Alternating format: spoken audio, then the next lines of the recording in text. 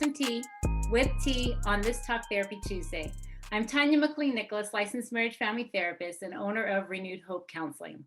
I hope everyone is taking advantage of these past beautiful days in Southern California. The weather has allowed us some great opportunities to get outdoors and take in the beautiful sun. And we all know the sun gives us energy and it's essential for our growth. So hopefully you were able to do that. I'm also hopeful that this month's topic will encourage someone on their journey of reflection and self-love as we dive in and talk about the importance of knowing your self-worth and how this knowledge will positively impact your decision-making, relationships, and your ability to obtain what you desire and, most importantly, what you deserve. So go ahead and grab your tea or your coffee, whichever you prefer, and let's dig in. I talked in the past about knowing your value and knowing your worth. Well, this month, we're going to go a little deeper and give some substance to the topic. There are so many words used to describe how we feel about ourselves, how we think about ourselves, how we treat ourselves, and even how we allow ourselves to be treated. Many of those words start with self, self-love, self-confidence, self-esteem, self-value, and self-care. And all of them have the same idea and are centered around the concept of self-worth, having a feeling, a belief, an understanding that we're valuable and that we're deserving. It's thinking well of ourselves, or as I like to say, thinking the truth about yourself. Let me say, I'm not talking about arrogance, narcissism, being prideful, being selfish, or self-seeking.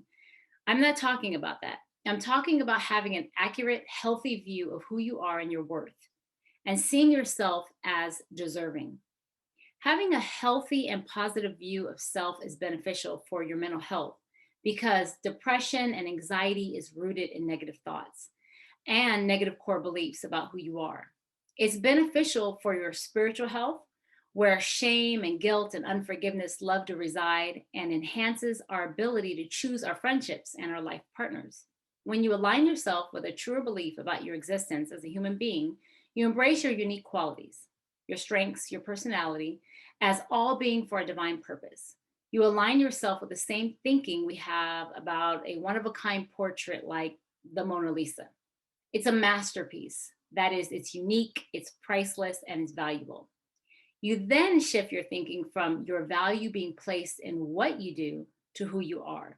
It's shifting your worth from being based on performance, how others see you, what you obtain, accomplish, to who you are, such as being kind, compassionate, a person of integrity, forgiving, loving, peaceful, good-hearted, full of natural gifts, talents, and abilities.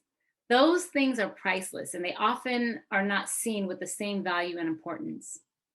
Many teenagers are in a battle to understand who they are, where they fit in, and just overall seeing their value and purpose.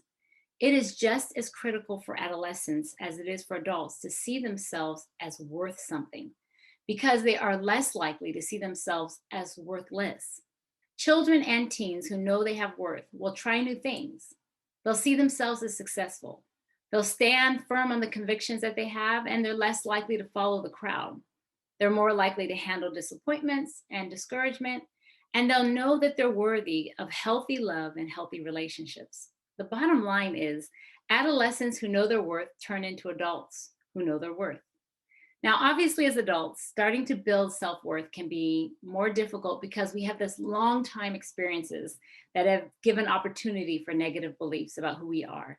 And therefore, changing them can be a little bit more challenging, but it's not impossible. So for adolescents or adults, the first step would be to stop comparing ourselves to others. Other people's experiences and accomplishments should not be our measure of value or worth. Embrace your unique being. Next step, show self-compassion. Give yourself the same kindness and encouragement that you give to your friends. We can be our worst critic and hold to this idea of being perfect.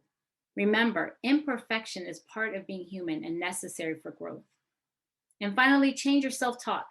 We all have this inner critic that loves to highlight and criticize our flaws. Use language that is hopeful and encourages future thinking. Speak positively, affirming who you want to be, even in the process of your becoming.